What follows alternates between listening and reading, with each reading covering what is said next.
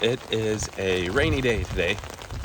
We are currently heading to one of the only crazy people out here, but currently heading into Bok Tower because we do have an annual pass, a family annual pass, and with that annual pass comes a one-time admission to El Retiro, their estate they have on the grounds.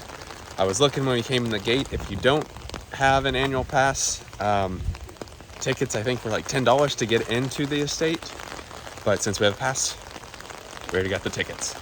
But they decorate for Christmas, so we're gonna go see what those decorations are like. Let's go check it out.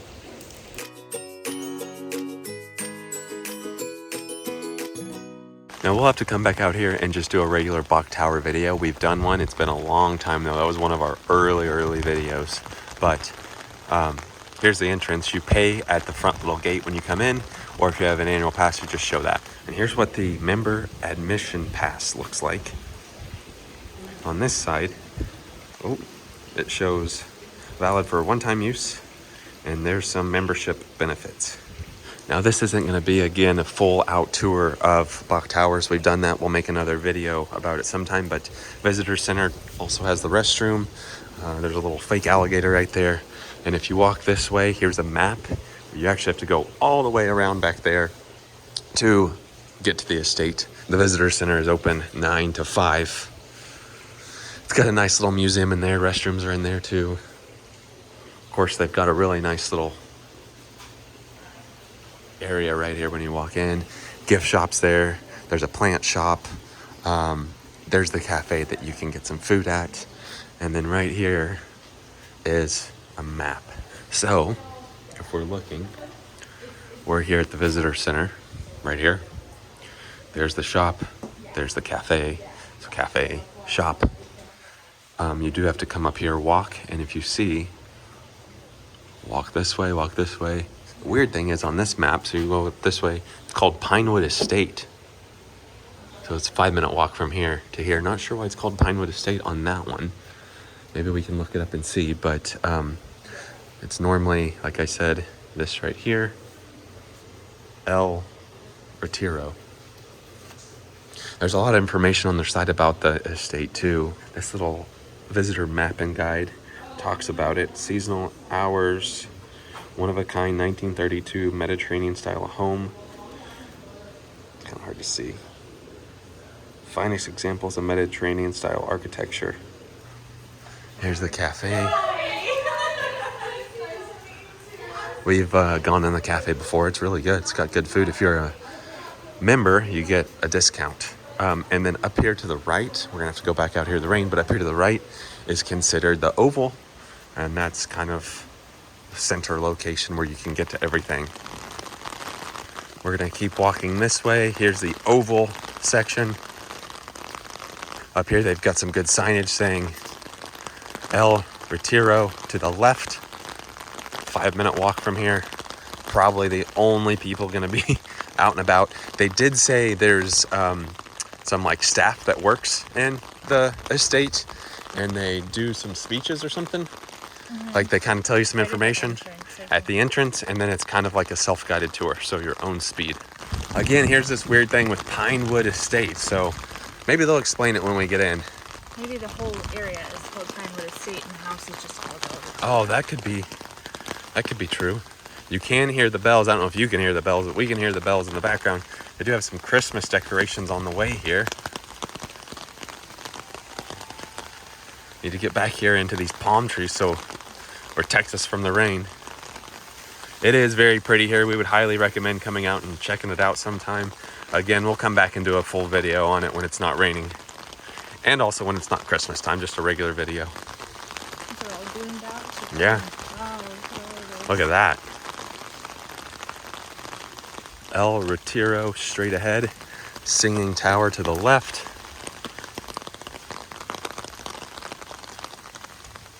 Here is the entrance. So the nice gate right here.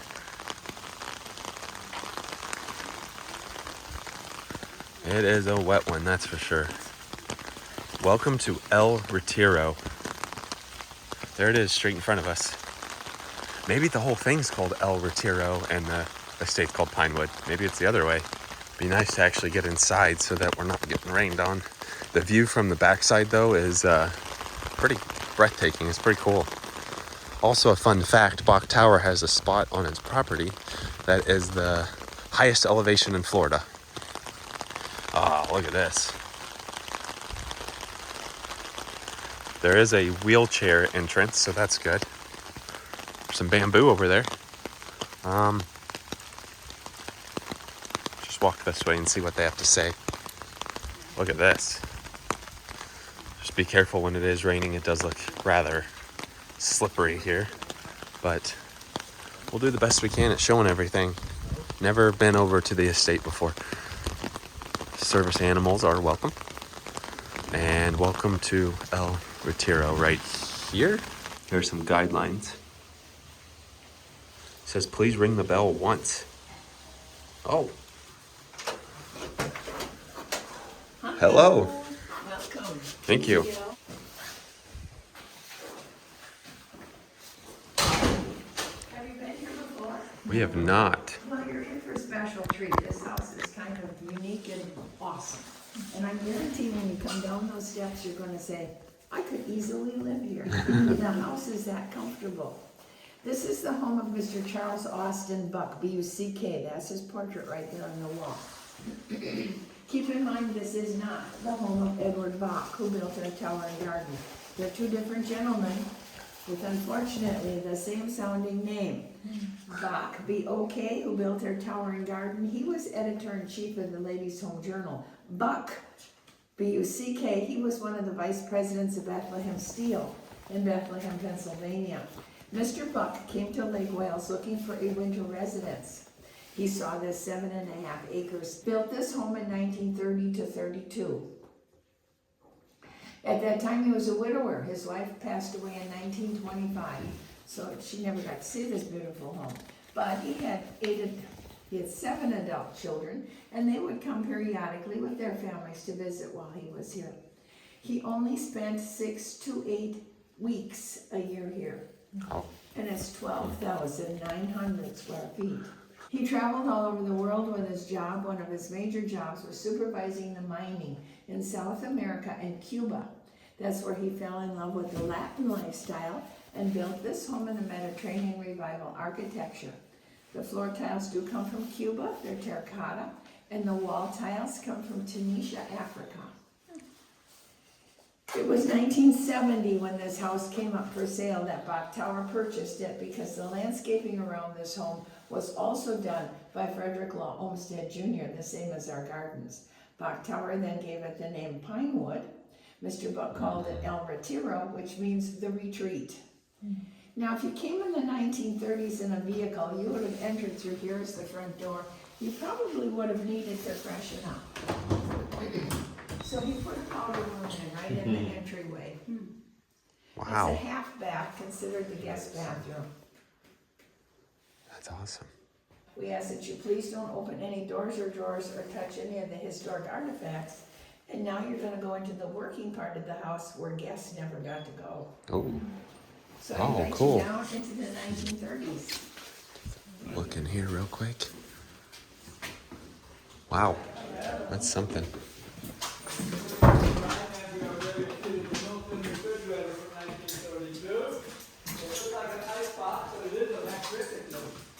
Early General Electric refrigerator.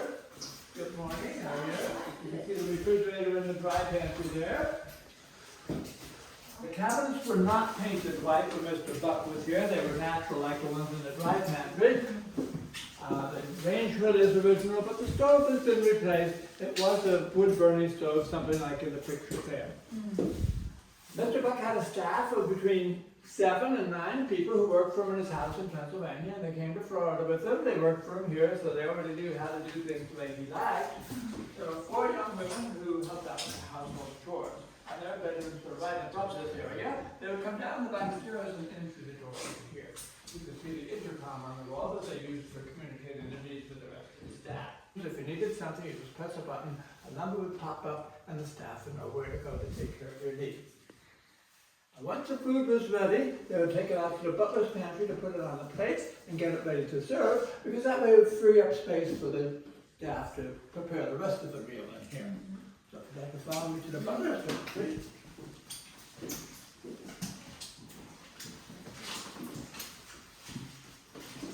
Here we have Mr. Buck's dishes. They would have had silverware and serving pieces, linens, everything they needed right close at hand, no wasted steps here. So the food would come in, they bring the plates down, make it look attractive on the plate, and then take it out to the dining room to serve. From the table, they bring the plates back to the sink over there. That's the original sink, an early form of stainless steel. And two people would work side by side, washing and drying, while two people were over here setting up the next course. So they didn't bump into each other. They had 4 people in this little space, but they knew where to be and what to do. There was access to the basement through this door here, and then we go down there for the furnace, the hot water tank, and some storage down there. So then, if you like, people go into the dining room. Dinner was always formal in that society.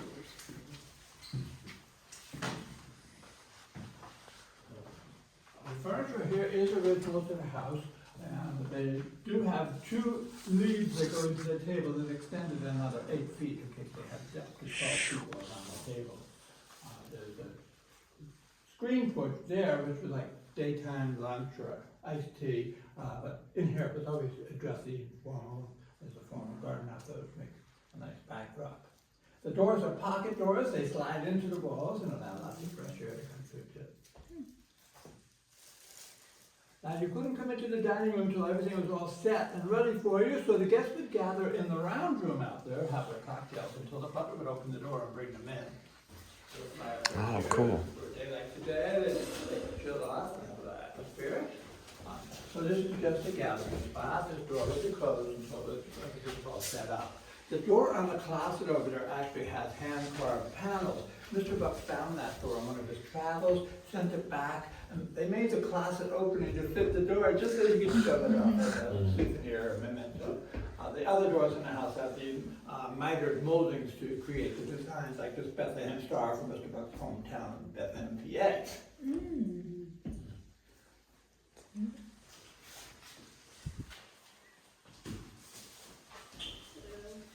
Hello. The lower hall, which the house is very unique. It has 2 front doors. The door you came in is what you would come if you traveled by motor car, and 1930s travel could be kind of rough. So that's why there's a restroom right there, so you could freshen up before you got to meet your friends and family. This door actually is the second main entrance, and it faces Mountain Lake community where your friends and family live, so they could just walk up to the house from that direction. A little less formal. And you have Mr. Buck's office with the oak floor, so he's got a residence for his music, which he usually has radio playing. It is the only space in the house that has a telephone, and when he was here, he was usually working.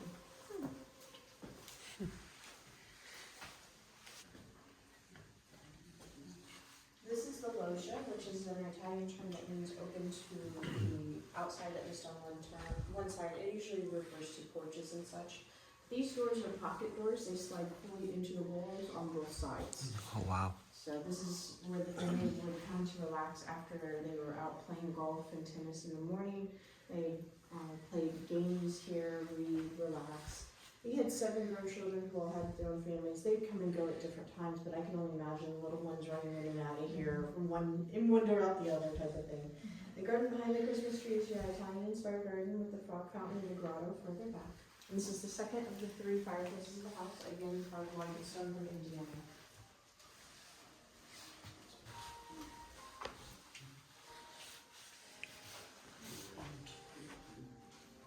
This is the living room and the entertainment area of the house. 1930s was about entertainment for sure. And when they're here, they definitely aim to entertain. This is the small sitting areas. If you still want to be a part of things, but not in the middle of it, or if you need just rest, this is a great spot to be. The tiles on the wall are the hand-painted Tunisian tiles from Africa that are different in every room that you've been in.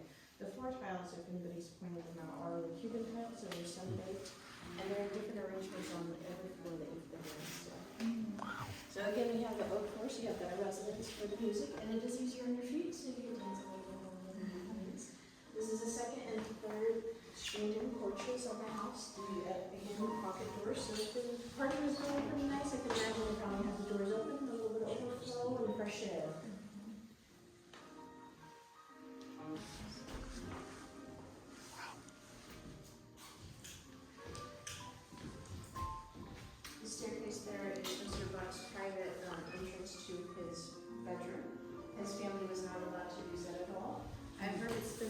to a lighthouse staircase, so it's a little hard on if you have hip problems, do so. It is self-guided upstairs. We have stanzas with information about each room. There's the daughter-in-law of Mr. Bok. Uh-huh. She was the one who was instrumental in getting the house for Bok Tower Gardens. That was her piano gifted to her when she was 16 years old, 1917 Steinbach. Wow. Excuse me. That her grandchildren donated back to her. They thought it was appropriate to put it in. She helped get. Yeah. I think we're gonna head upstairs now. Wow. Wow, wow, wow, wow. Wow. Yeah, watch your head for sure. This is his bedroom. And it's self-guided upstairs. Little bed.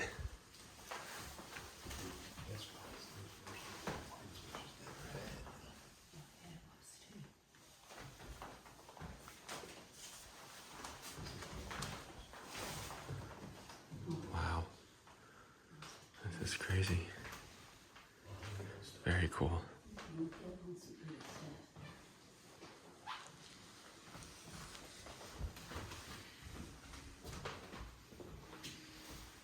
Look at the views.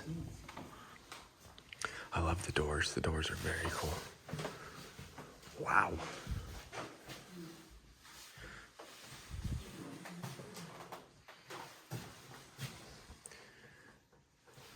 Look at the tile.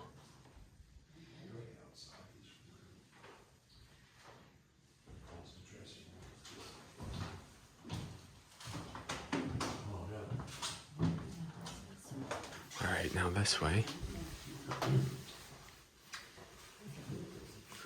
What do we have here? Bedrooms 2 and 3. Oh.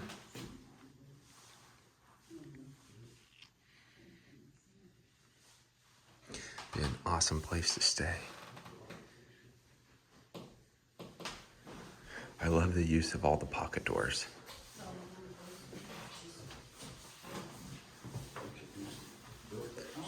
Old lights. And you walk through this way.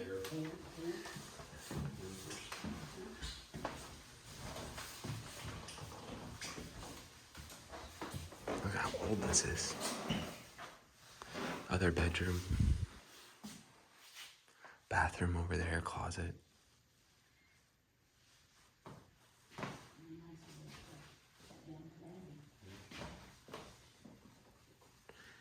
That's so cool.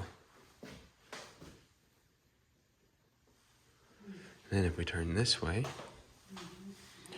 keep walking. Wow. I love these doors. Whoa.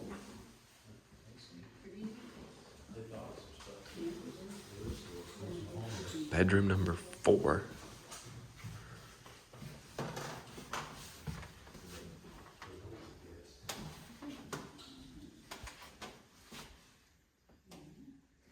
Lots of room.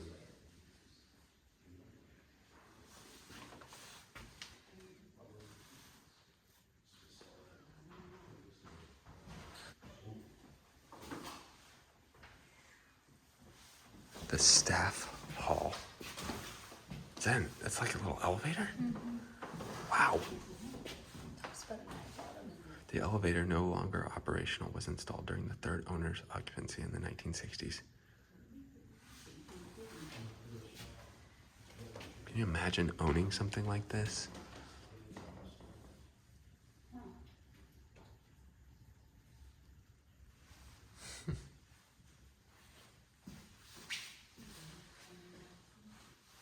So this is the hallway we just came down.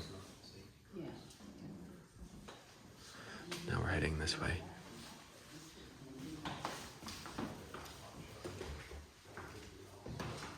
I do like the Christmas decorations. Lucy's bedroom.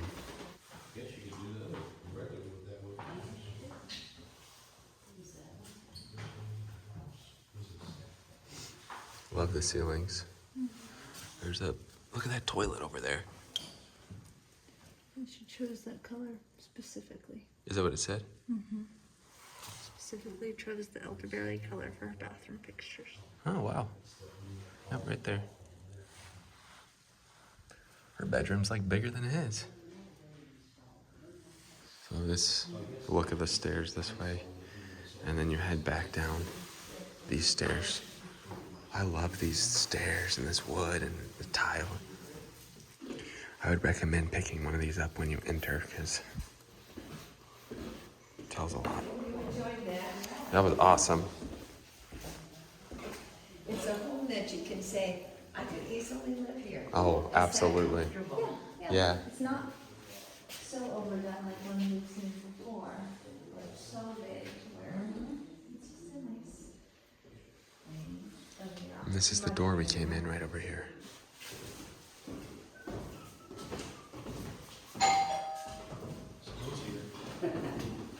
This was neat. Where Mr. Buck would have his morning coffee and read his newspaper, and his grandchildren tell us when they came to visit, they did their homework in that room. Oh, Thank you. thank you. Morning coffee. Look at those big windows.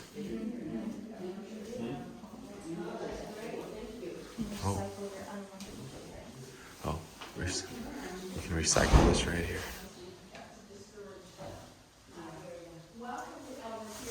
Cool. Now it's back out in the rain, and we're gonna walk the grounds a little bit here. Hopefully we don't get soaked. You can hear the, hopefully you can hear the bells now. But we'll walk to the other side. It's a big house.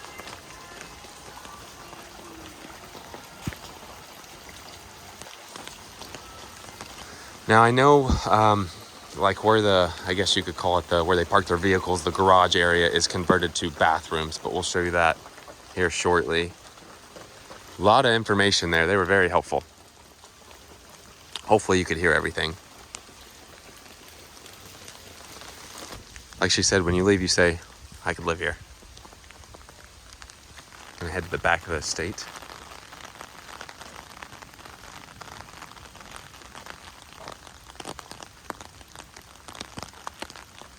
This is that view. Look at this.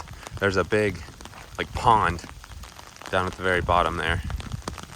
We won't walk all the way down it today because it's too rainy, but if we walk this way, this is the back side.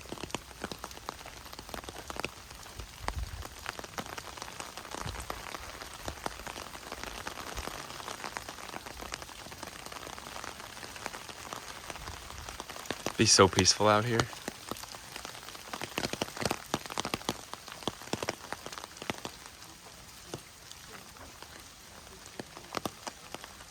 You like all the plants? Mm-hmm.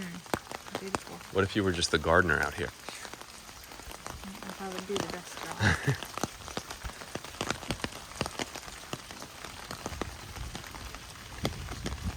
Look at this area. The dining room is behind this one. Oh yeah. Go through here now. We come through this way. It's cool because we've never been inside, but now it all kind of makes sense of where everything's at. You know, you see it from the outside and you're like, I don't know where anything's at. And now you can kind of tell. But see, this used to be like the little, I don't want to say garage because, I mean, I guess, yeah. Yeah, he possibly could have had a car then. But see how they kind of remodeled it to have a restroom here. I thought they said there were apartments above.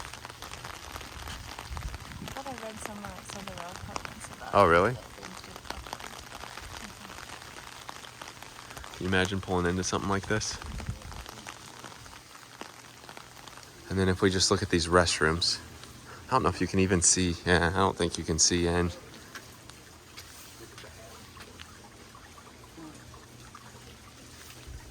But they do have restrooms. Another look. Let's go to the front.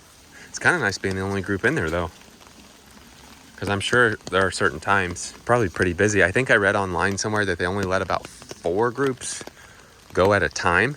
So there could be some instances to where you do have to wait to actually do your tour. But on a rainy day, I have to say, wasn't too bad. Look at this though. I'm sure the video didn't do justice either on how cool of a house this was, but definitely neat to see at Christmas time with the Christmas trees. It reminds me of the Biltmore, but with the Biltmore, that was prior to us filming. I have been a couple times. You went once with me back for Thanksgiving, and they decorate for Christmas. And I mean, if you've never been out there, just breathtaking. We'll actually go out there another time and film our experience. All the times, we've said it multiple times, all the times we wish we would have filmed everything we've done, but that's okay. That's why we're doing it now. Another look at the front.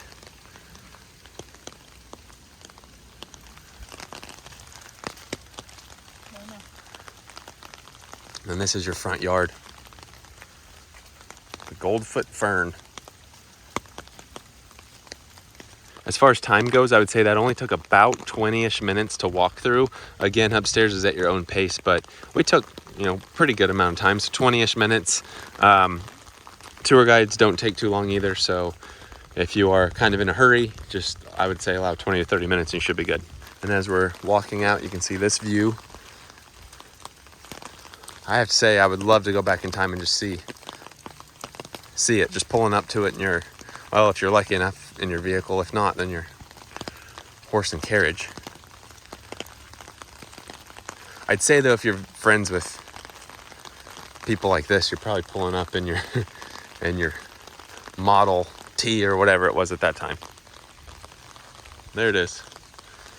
We do have a video on the Ford and Edison estates. That was cool. It was really cool to see their homes. So I would recommend watching that one. They had some very nice homes too.